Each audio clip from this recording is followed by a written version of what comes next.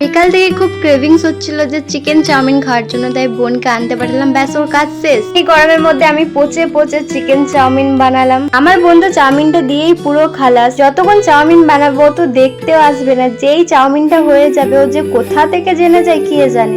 তোমরা সবাই জানো যে আমার সকালবেলা একটা মেন কাজ থাকে, ওটা কমপ্লিট করে সকালে আমার মুড়ি খাওয়ার জন্য আলু ভেজে দিয়ে গেছিল, ওটা আলাদা জায়গায় রেখে দিলাম। আমার তো একটু নোংরা ফোংরা পছন্দ না, তাই গ্যাসের ওখানটা পুরো পরিষ্কার করে বাসনগুলো বার করে নিয়েছি। ওইগুলো ধুয়ে মা কাপড় মিলেছিল, ওগুলো ঠিক করে দিয়ে আসলাম। সকাল থেকে ওয়েদারটাতে খুব মেঘলা মেঘলা ছিল, বেশ ভালোই লাগছিল। আমি এতক্ষণে বসেছি টিফিন করার জন্য, তখন তো আমার খাওয়া হয়নি। এখন স্নান টান করে এসে টিফিন করতে বসে পড়েছি। বাবা বাজার থেকে চিকেন এনেছিল, ইলিশ মাছ এনেছিল। এই সিজনেও যে ইলিশ মাছ পাওয়া যায় সেটা তো জানতাম না। বাবা তো ইলিশটা একটু বড় দেখে এনেছিল আর দামটা একটু বেশি ছিল। আমাদের বাড়িতে যতই চিকেন মাটন ইলিশ হোক, মায়ের তো শাক ছাড়া চলবেই না। মা তো ইলিশ মাছটা রান্না করতে বসিয়ে দিয়েছে, আর আমি তো জানতাম না কাঁচা মাছটা এইভাবে রান্না হয়। আসলে আমি ছোট থেকে একদমই মাছ খেতে ভালোবাসি না বলে আমার তো মাছের ব্যাপারে কোনো নলেজই নেই। তো মাছটাকে সাজিয়ে বসে দিলে, এদিকে ভাতটাও হয়ে গেছে।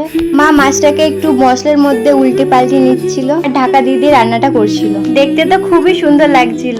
আমার মনে হয় এই গরমের মধ্যে মানুষের স্কিনটা যেন একটু বেশি সুন্দর হয়ে যায়। আমার তো সামারের স্কিনটা খুবই গ্লো করে। মা সর্ষে দিয়ে ইলিশ মাছ রান্না করছিল, তারপর আমি বাইরে চলে আসলাম। গরমের মধ্যে বাইরে আসলে যে কি শান্তি লাগে। ট্যালেন্ট সিম্পল কভারটাকে কি সুন্দরভাবে সাজিয়েছে, কম খরচে ভালো ব্যবস্থা।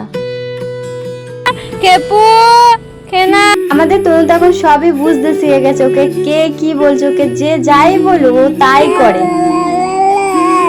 এই তো এমনিতেই টালার গরমের মধ্যে মনে মাথাটা পুরো পাগলই হয়ে গেছে, তাই রাস্তার মধ্যে চেয়ার নিয়ে বসে আছে, মনে হচ্ছে মিটিং করতে এসছে। লজ্জাও নিয়ে আবার হাসছে। এখান থেকে এসে লাঞ্চ করতে বসে পড়েছি। মা ইলিশ মাছ করেছিল, আর আমার তো মাছ একদমই পছন্দ না, তাই আগের দিন রাতে যেটা আমি বানিয়েছিলাম ওটা দিয়েই খাবো। আমার মায়ের তো শাক ছাড়া চলবেই না। আর নেক্সট বলছে আমার বোন যা ভর্তা বানায় না, কেউ খেলে তো ভুলতেই পারবেন না। খাওয়া দাওয়ার পর একটু মিষ্টি মুখ না করলে তাই হয়।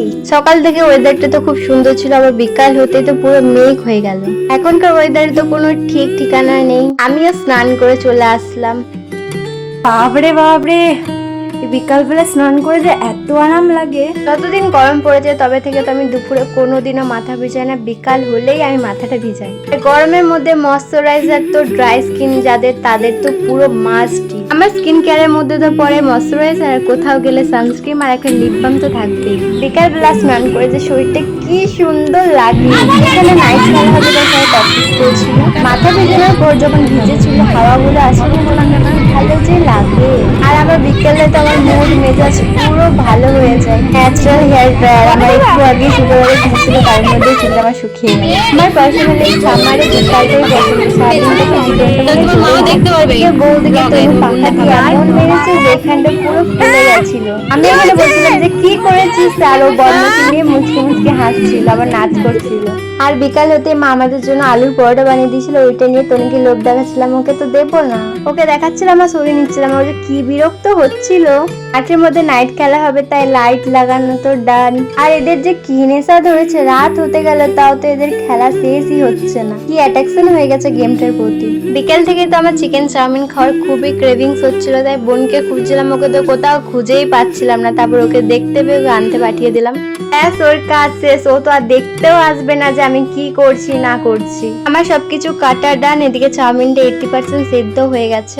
বেশি সেদ্ধ করবো না, তাহলে আর ভালো লাগবে না। রান্না করতে করতে কারেন্ট চলে আসলো। যখনই কারেন্ট আসলো আবার রান্না করতে বসে পড়েছি। কালারিং ভেজিটেবল ভাজতে ভাজতে চিকেনটাও দিয়ে দিলাম। চিকেনের সলিড পিস গুলো তো ছোট ছোট করে কেটে রেখেছিলাম আমি আগে থেকেই। তখন আমার মন হয় যে এই রান্নাটা করবো, তখন তো আমার খুবই ভালো লাগে। যখন মন হয় না তখন একদম ভালো লাগে না। চিকেন গুলো তো পুরো সাদা সাদা হয়ে গেছে, পুরো পানিরের মতো। আর আমার তো দাঁড়িয়ে রান্না করতে একদম ভালো লাগে না, বিরক্ত লাগে, তাই বসে পড়লাম। বসে বসে ছাড়া তো আমি একদমই রান্না করতে পারি না, আমার ভালোই লাগে না। কলেরা মানুষ বসতে চাইলে শুতে চায়, সে ব্যাপারটা হচ্ছে আমার। চাউমিনটা সেদ্ধ হওয়ার সময় তো অনেকটাই নুন দিয়েছিলাম, তাই ভাজার সময় বেশি দেবো না। আমার তো মনে হচ্ছিল যে দেবো না বলে আমি তো কতটা দিয়ে দিলাম। আমি ভাবছিলাম যে কখন হবে, আমি কখন খাবো, হচ্ছেই না। অনেকক্ষণ ধরে দেখছি হয়েই যাচ্ছে, ভেজেই যাচ্ছি।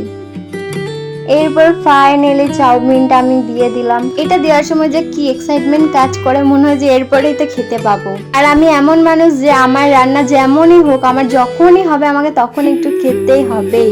তেলটা একটু বেশি হয়ে গেছিল, বাট ঠিক আছে, আমি তো হবে। আমার বন্ধু চাউমিনটা দিয়েই পুরো খালাস, ও তো দেখতেও আসেনি যে আমি কি করলাম না করলাম। এই চাউমিনের মধ্যে চিকেন গুলো খুঁজে খুঁজে আমার প্লেটে রাখছিলাম, আর ওর প্লেটে শুধু চাউমিন দিচ্ছিলাম। কেন দেবো? হ্যাঁ, আমি এত কষ্ট করেছি। চাউমিনটাই ছিল সেদিনকার আমার ডিনার। গরমের মধ্যে রাত্রেবেলা বাইরে হাওয়া খেতে এসে দেখি তো এখানে খেলা শুরু হবে, সবাই অলরেডি আসছিল।